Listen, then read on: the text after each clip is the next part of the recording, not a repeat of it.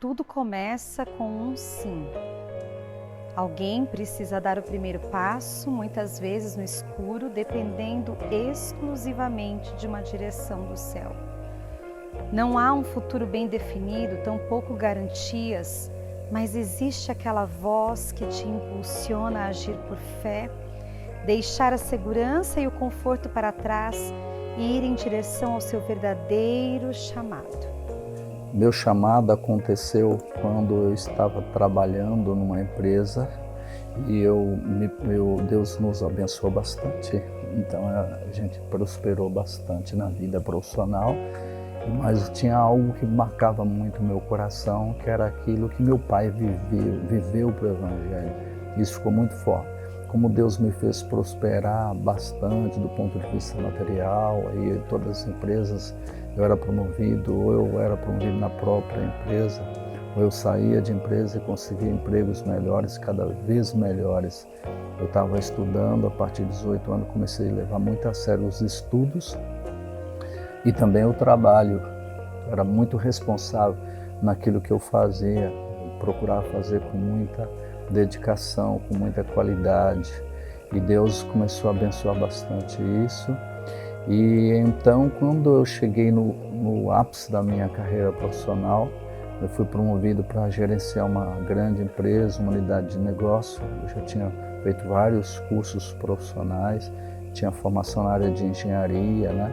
E ali, quando aquele dono da empresa, ele olhou para mim e falou que eu estava entregando uma empresa nas minhas mãos e que a empresa dependia de mim, 24 horas por dia dependendo de mim, e que eu precisava servir, que eu ia receber tudo o que eu precisava, tudo que eu tivesse necessidade, a empresa ia suprir. Eu teria um carro a cada 2 anos, viajar para fora, um status profissional, assim, tudo que alguém sempre almejou foi me colocado nas minhas mãos como propósito.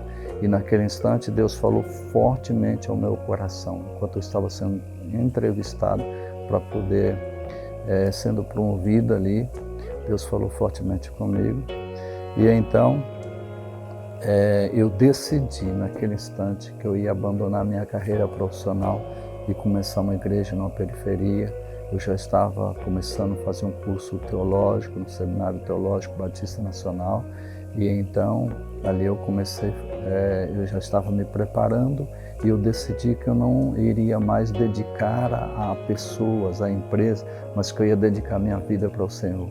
Isso aconteceu por volta de 2000, 2001, e aí eu comecei a dedicar minha vida ao Senhor. Foi quando surgiu então a ideia de começar uma igreja na periferia. Foi algo assim extraordinário, que Deus deu direção nesse sentido. E em algum momento nessa jornada, o seu sim, no escuro, se torna luz na vida de muitas pessoas.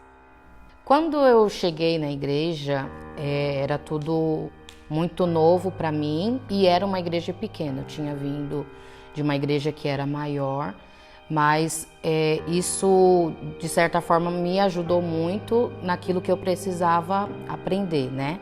Então, quando eu cheguei, o que me marcou, que era muito novo para mim, era a questão das células, que nós estávamos iniciando, a questão do discipulado pessoal também. Eu cheguei bem no comecinho de quando estava sendo implantado, e isso marcou muito a minha vida, e devo muito a essas experiências para me tornar quem eu me tornei hoje. Quando eu cheguei na igreja, a igreja era bem pequena mesmo, era mais ou menos de umas 30, 40 pessoas, mais ou menos. E eu vim de outra igreja, então a cultura era muito diferente, né? Era muito... O louvor, por exemplo, eu vim de uma igreja que o louvor era de um jeito, e aqui na nossa igreja era totalmente diferente. E o que me impressionou na nossa igreja foi quando eu cheguei, eu fui muito acolhida, que eu não estava acostumada com isso. Então as pessoas já chegaram me abraçando, sorrindo. Eu já até achei que era falsidade, né? Porque não estava acostumada com isso, e ela é assim até hoje. Há 15 anos atrás a gente já encontrava amor, muito carinho, acolhimento, e até hoje ela é assim. Eu acho que é uma das coisas principais. Eu me senti muito amada quando eu cheguei aqui na nossa igreja. Algo que me marcou muito foi o cuidado, né? Eu vim de uma família que não tinha estrutura, meus pais eram separados, então tudo na minha cabeça era muito bagunçado, né? Porque eu era adolescente e o cuidado que o pastor Edilson, a pastora Débora, a pastora Zaine tiveram comigo, tudo que eu sei sobre família hoje eu aprendi com eles, me ensinaram à luz da palavra. Então isso foi algo assim que me marcou e que transformou a minha vida completamente. Me acolheram como filha na casa deles e eu tenho uma dívida de gratidão assim com todos eles. E o encontro com Deus também, né? Quando nós estávamos na igreja, não tinha ainda o encontro com Deus. Nós fomos enviados para o encontro com Deus, né? Para uma outra igreja, para assim começar os encontros aqui na nossa igreja.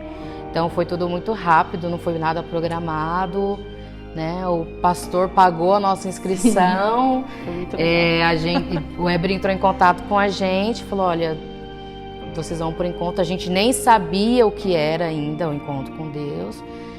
A gente só arrumou as malas e nós fomos, e isso transformou a minha vida completamente. Uma coisa que sim, uma lembrança muito boa que eu carrego dessa época foi que quando nós éramos adolescentes, a gente estava na praça tocando violão, cantando, e uma mulher passou e perguntou qual era o horário do culto. Aí a gente explicou para ela qual era o horário do culto. E quando foi no próximo culto, essa mulher estava lá. E aí ela falou, eu vim para cá participar do culto porque eu vi uns adolescentes na praça cantando, e aquela alegria me contagiou e eu precisava conhecer de onde vinha, eu precisava saber de onde era. Então naquele momento parece assim, né?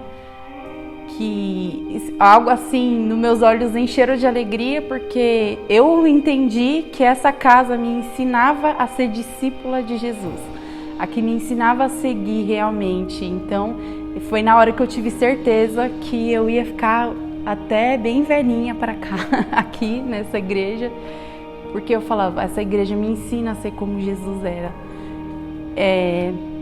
E também, né, o cuidado realmente, o cuidado do pastor Edilson, da pastora Débora sobre nós.